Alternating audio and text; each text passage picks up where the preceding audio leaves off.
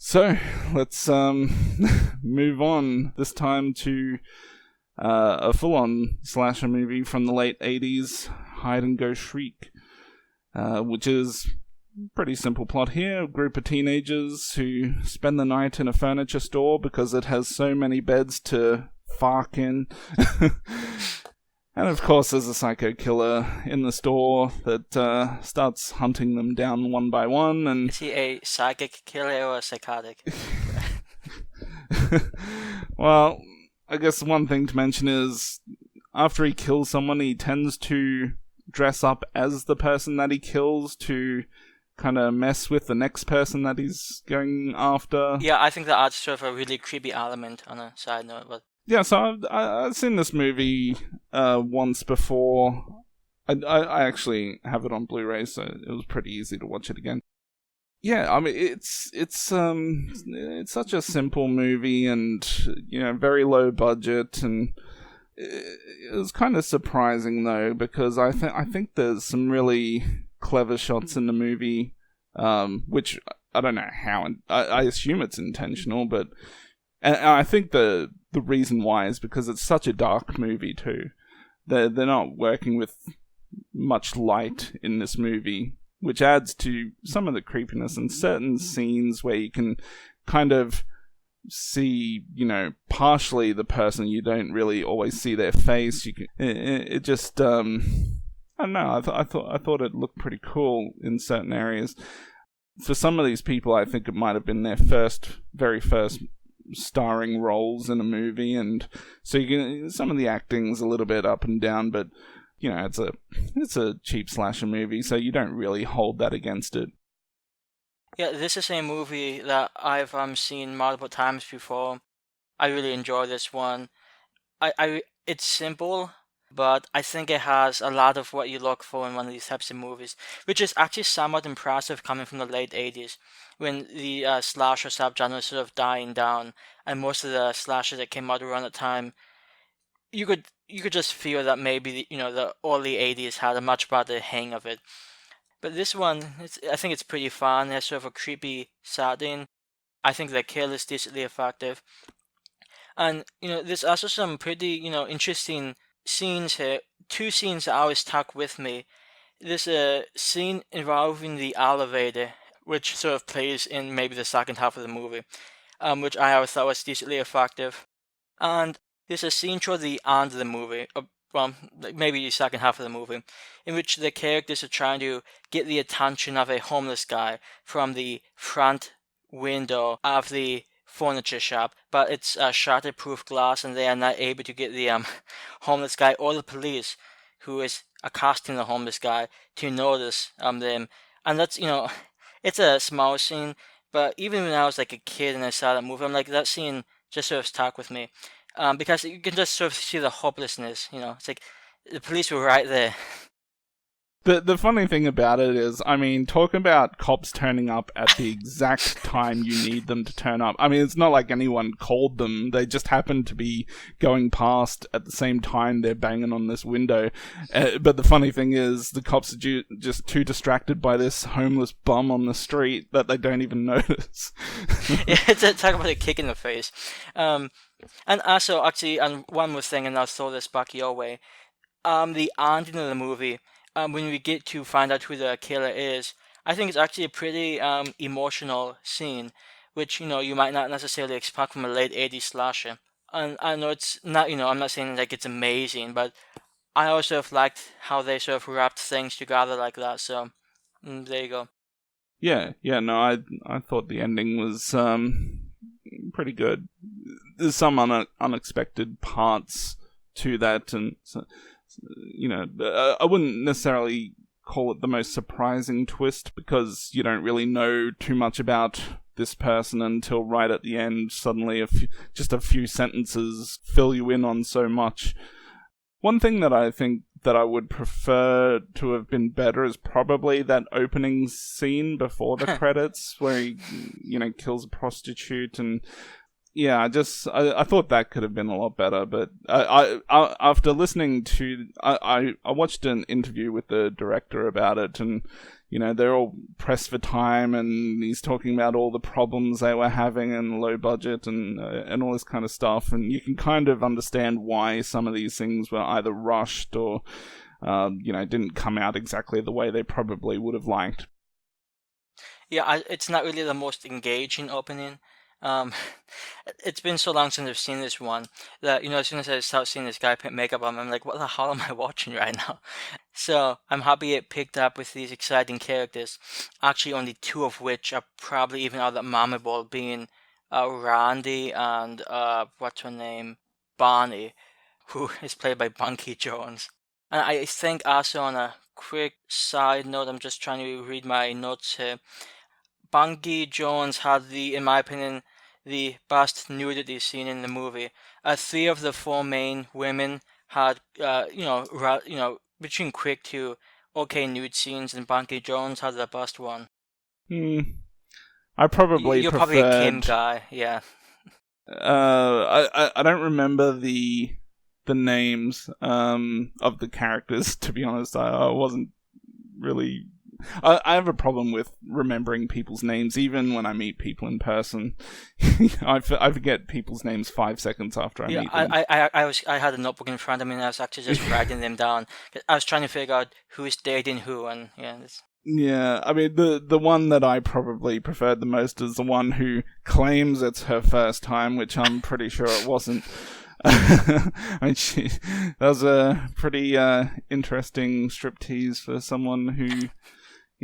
maybe she practiced like so many times before, and she's just practicing for that moment. Yeah, and the funny thing is, when I was listening to interviews from people involved in this movie, most notably I saw interviews from the director, the producer, and the guy that played the weirdo guy with the snake tattoos and stuff. They all kind of mentioned, or at least specifically the director and producer, they were talking about how one of the girls in the movie, she was dating Bob Seger in real life, and apparently he was very protective of his girlfriend and got upset when someone touched her ass in the movie. And the director said, go read the script and then come back because I don't think you know what type of movie we're making. Anyways, moving on. But I guess another thing with the movie is that even though it's a pretty cheap movie, because, like I was saying earlier, with the lighting and that helps with a lot of scenes. There's a lot of scenes, especially probably more in the second half, where you see a lot more mannequins being used, and in the dark, it creates a pretty creepy vibe, I thought. I always like seeing mannequins and dolls and all these type of creepy things in horror movies, and I thought they were used quite effectively for such a low budget movie. Yeah, I think the setting itself, it's like an empty 3-story furniture store. It's it's a pretty big store with a lot of hiding places, which is why they decided to play hide and seek, or should I say hide and shriek. But it's I don't know, I really like the setting. It seems unassuming, I suspect, to many people, but I think it works out really well. For an example of what I was talking about with the mannequins, like there's this one scene where they are playing hide. I can't remember if they at this point they were still playing hide and seek, but some of the kids running around, they go past these mannequins, and you can it's so dark, all you can see is just kind of the shape of the mannequins, and then suddenly you see one of them, their head turns as they go past. I thought that was done pretty well.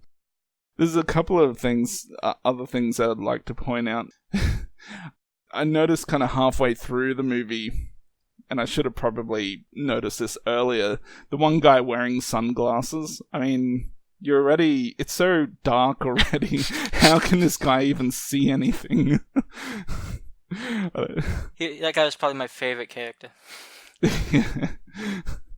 The funny thing is, he was like the biggest joker of them all, and in the second half, he's like, it's just funny to see him completely go into Joker mode to "this ain't funny." Well, after seeing what happened to his girlfriend, I wouldn't be surprised. There's also, and I think it's the first one of the guys in the movie to get killed. The smaller guy, he looks exactly like someone I know in real life. So it's really disturbing that there's a scene which you see him laying down in his in his underwear, and I don't know, for some reason, I'm not gay or anything, but I kept seeing guys' bulges in this movie, and even one scene I noticed the director kind of looked at the bulge as he moved the camera. I don't know. It was just another disturbing thing. Now I got to watch that guy. I see him almost every week, and now I got to see him and think of the bulge in the movie. On a related note, by the way, it seems to be National Coming Out Day, so it's good timing for you, Chucky.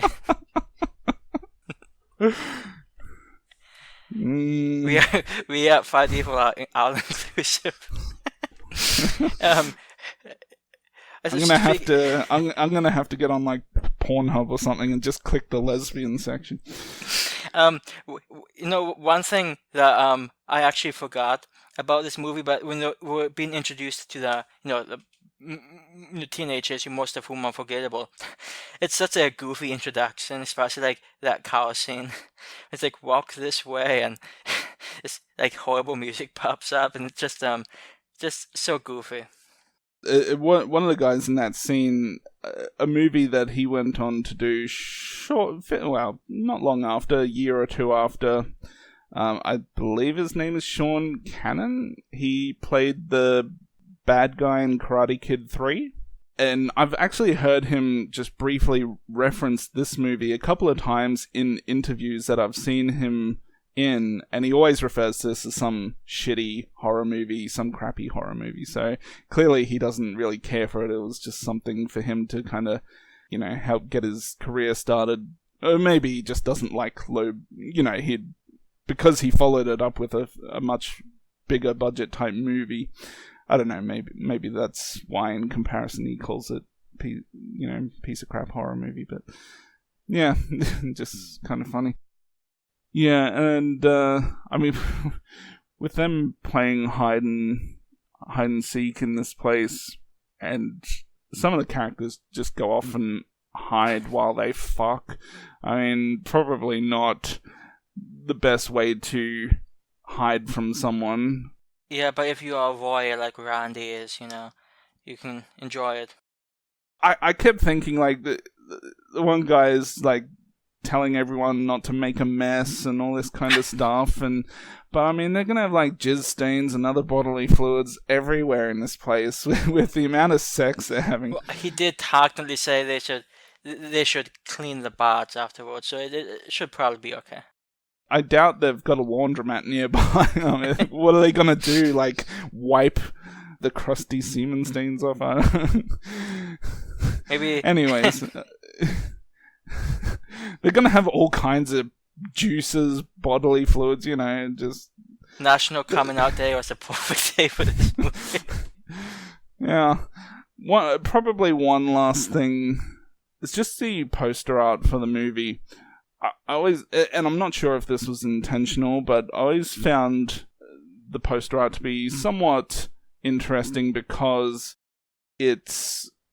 I mean, we've got this person hiding under a bed, but it's kind of unclear as to whether that's someone hiding from a killer or if that is just some creepy woman. I mean, you can't see the face very well. So once you see the scene in the movie, you know what it is. But before you see the scene, it looks like some kind of possibly creepy lady trying to grab someone.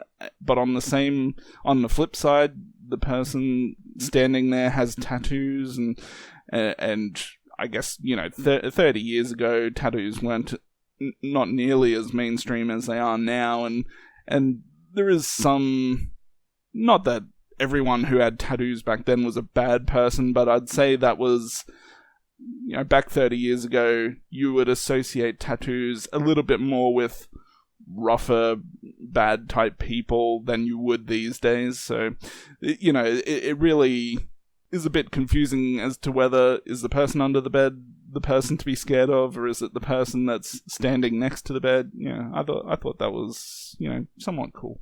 Yeah, and actually on a somewhat related note, long before I had even seen this movie, this that poster really interested me, and not necessarily for the same reasons as you, but I just always thought it was a somewhat cool, somewhat intriguing picture. Sort of wondering what's going on, and it looked like it could just be a fun movie. And luckily, despite the low quality and the time it came out, it pretty much comes out to be. And maybe one other thing that I should mention is that when this movie came out, they actually did try and play it in some theaters, and to get an R rating for the movie, they did have to cut stuff out.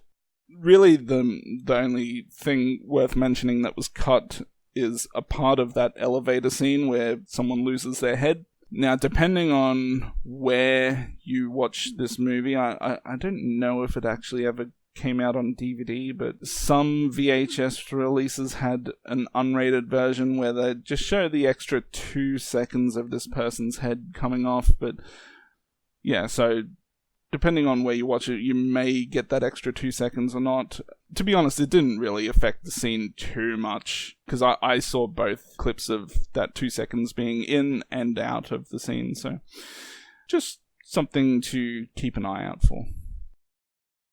To sum it all up, I thought this was a pretty decent slasher movie for, when you consider just the extremely low budget and the cheap location that they did really well with the cheap location. They only had the one building to work in, and they just turned some abandoned building into this furniture store, and I think they made pretty good use of it. Yeah, so, and I enjoyed, the sort of twist, the kind of unexpected things that happened towards the end. Yeah, I enjoyed a lot of scenes with the lighting and everything, so I was tossing up between a 7 and an 8. I think I'll give it an 8, just to be nice. I think they really overachieved on this one, and as time goes by, I think more and more people, especially slasher fans, should appreciate this movie. I can understand why, back when it came out, they're like, just another cheap piece of crap slasher movie. But 30 years onwards, you can look back on it and kind of appreciate it for what it was. Yeah, I think I've noticed in the last few years a bit more, appreciation for this one. I'm pretty sure, and maybe you remember this, but it used to be that on IMDb this had like somewhere between like a 4.3 and a 4.8, but it was on the it was quite a bit below a 5, and now it has not a great rating, but I think it moved up to like a 5.4, which is somewhat respectable for like a low budget slasher from the late 80s.